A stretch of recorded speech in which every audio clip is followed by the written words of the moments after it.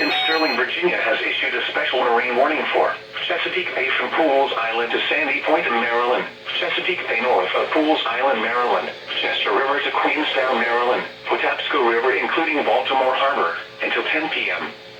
At 8 p.m., a severe thunderstorm was located 20 nautical miles west of Fort Smallwood State Park, moving east at 30 knots.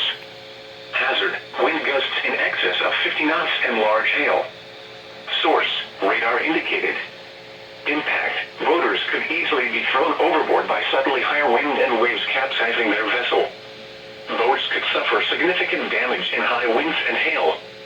Locations impacted include Hart Miller Island, Pools Island, Gibson Island, Baltimore Light, Fort Smallwood State Park, Chester River, Love Point, 7 Foot Knoll, North Point State Park, Mangatee River, Bodkin Point, Gunpowder River, Pinehurst, and Tolchester Beach.